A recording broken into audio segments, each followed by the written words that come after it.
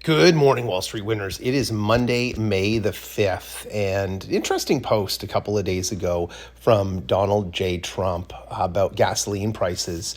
He continues to state that gasoline prices at the pumps in the U.S. have broke through $1.98 a gallon, and that it's the lowest level in years. As well, groceries are down. But the interesting thing about this is no gas station in America has been found to have gas prices at $1.98. Now, if you have found one and you're in America, send me a picture. I'd love to be proven wrong, because I'd love to see that gas prices came down this low for Americans. But from everything I've read and all the back and fact checking that I've done, the lowest price for gas was $2.63. I believe it was in Mississippi. I don't know exactly where, but there was a gas station in Mississippi where it was down at $2.63. The average price is still in the $3 range for most of the US. There could be a gas station selling it for $1.98. I just don't know where it is. And it's not as though all the gas stations are selling it for this. And the reason I bring this up is because if you misrepresent the truth for long enough, you begin to make statements about things that can be easily proven to be false by average Americans or average citizens.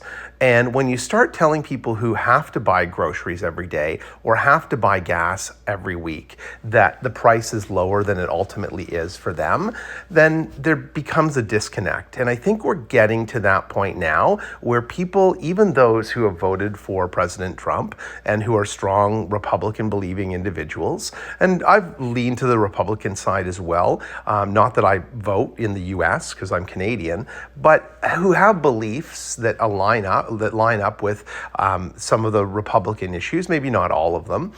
It's now becoming more and more clear that not everything the president is saying is factual.